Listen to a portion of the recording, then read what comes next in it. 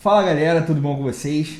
Sejam bem-vindos a mais um vídeo desse canal e hoje nós falaremos sobre como avaliar um investimento. Por que a gente está pensando em falar sobre como avaliar um investimento? Muitas pessoas ficam na dúvida ali de como que você decide em qual projeto você investe, qual que dá o melhor retorno, como que você avalia um retorno, taxa de juros, como é que você compara a taxa de juros versus o tamanho do investimento. Ainda é um pouco generalista, mas a ideia é que nos comentários aqui embaixo que você vai fazer para ajudar o canal, depois da curtida e da inscrição, é que tenham mais ideias e mais dúvidas mais específicas sobre esse conteúdo. Então, vamos falar sobre como avaliar um investimento? Em primeiro lugar, a avaliação de um ativo, né, ou de um projeto, ela precisa ser sempre relativa, né, a um outro projeto, né? Se você fizesse aquele investimento em outra coisa, tem que ser alguma coisa comparável para você saber se vale a pena ou não. E normalmente ao que nós comparamos, né? O que nós comparamos ao que nós comparamos? Nós comparamos o retorno do investimento atual versus o retorno de outros tipos de investimento, por exemplo, um investimento livre de risco, tá? E o que a gente compara? A taxa de retorno. E essa taxa de retorno, ela pode ser medida através da taxa interna de retorno de um projeto, por exemplo, que é a TIR, né? Então, galera, ouve muito falar sobre TIR, VPL, que é o valor presente líquido de um investimento, ROI, né? Retorno sobre investimento, ROIC, né? Também retorno sobre o capital investido. Existem várias avaliações de retorno para você entender. Só que a ideia desse vídeo é mostrar a essência de como avaliar um investimento, né, um projeto, para que você depois aprofunde ou coloque dúvidas para a gente ir aprofundando mais no conteúdo. Senão vai ser um vídeo de 2 horas, infinitas horas aí. Então comecei falando aqui que a primeira parte é você comparar com outros tipos de investimento. Mas vamos deixar mais didático e vamos entender que o que é um investimento, né? Como avaliar um investimento, né? Mas primeiro, o que é um investimento? Qual o objetivo, né? O que é um investimento? O investimento é você escolher abrir mão do recurso líquido hoje, do seu recurso financeiro hoje, para colocar esse recurso em alguma coisa, algum projeto, alguma empresa, e esse recurso ele voltar para você no futuro maior. E aí entram 3 fatores primordiais e muito importantes serem avaliados: tempo, liquidez e risco e retorno. 4 fatores primordiais, né? Taxa de retorno. Esses 4 fatores eles são totalmente correlacionados, né? Porque quanto maior o risco e menor a liquidez, maior a taxa de retorno. Então, o tempo e a liquidez também estão intrinsecamente ligados. Quanto mais rápido você transforma um ativo em dinheiro, mais líquido ele é. Ou seja, um imóvel é um ativo líquido? Depende. É muito bem localizado, está num preço bom, é muito bonito e versus o preço, ele pode ser muito líquido ou ele pode ser pouco líquido.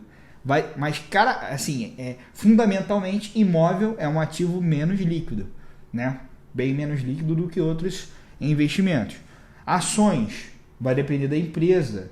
E aí tem índices de liquidez de cada coisa, né? Ou seja, quão rápido você transforma, você consegue vender aquela tua posição.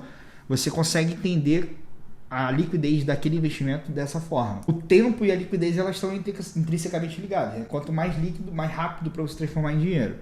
Então, o investimento, como você vai avaliar a liquidez, o retorno, o tempo, o risco, né? Por que o risco? Você concorda comigo que existe lá, que a gente falou no vídeo lá da taxa básica de juros dos investimentos livres de risco, né? A taxa livre de risco, que é a taxa Selic. Essa taxa é a taxa livre de risco. Como que você caracteriza taxa livre de risco? Por que é a taxa livre de risco?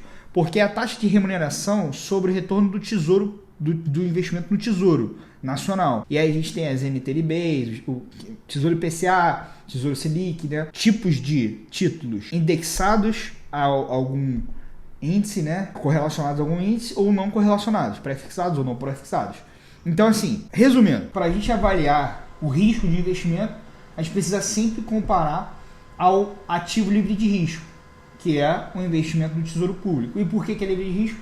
Porque quem emite a moeda que vai pagar o retorno daquele investimento é a União. E aquele título é um título onde a União pega dinheiro emprestado com você, que está comprando aquele título.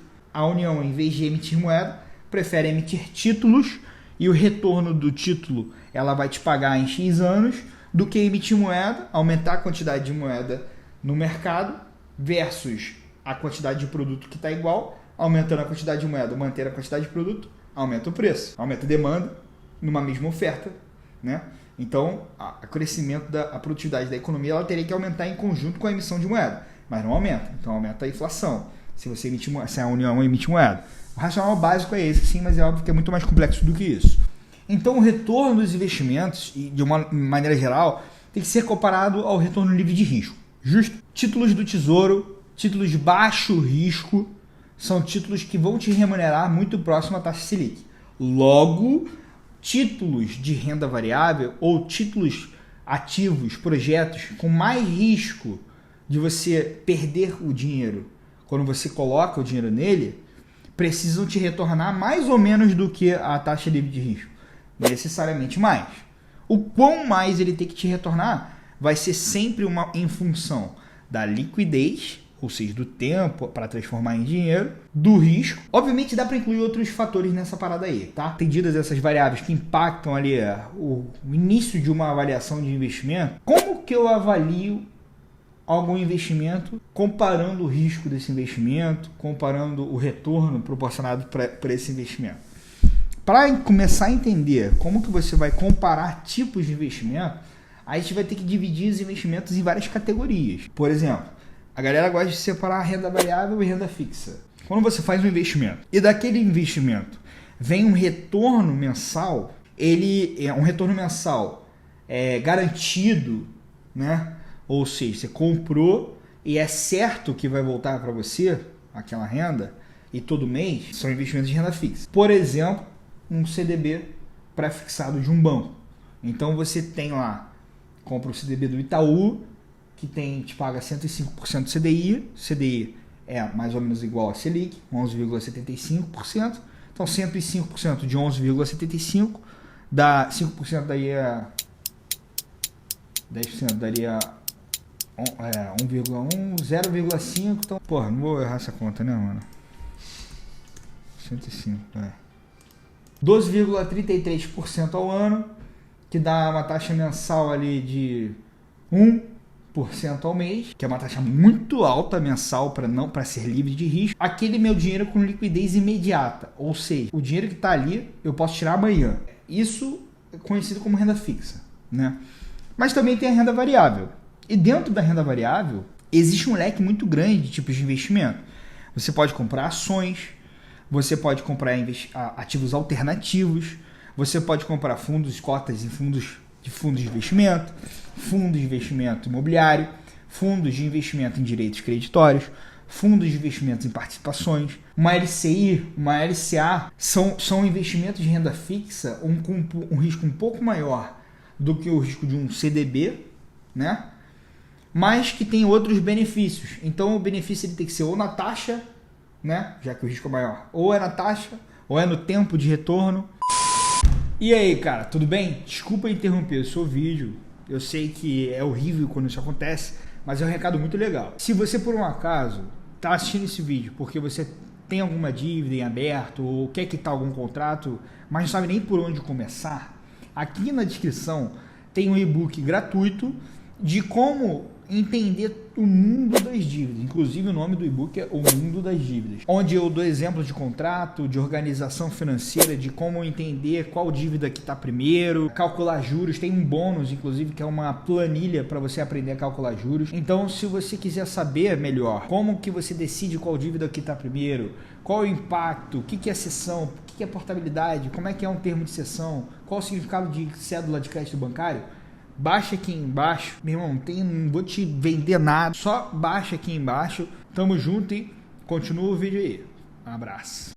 Para finalizar então, pessoal, como é que você avalia um investimento? Você sempre precisa ficar de olho nessas variáveis que eu falei.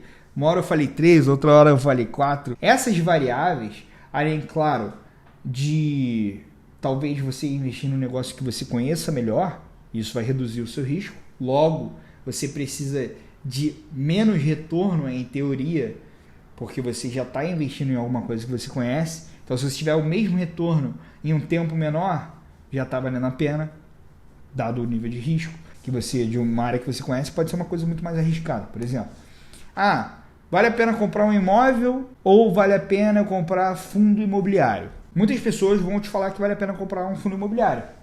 Por que as pessoas vão te falar que vale a pena comprar um fundo imobiliário?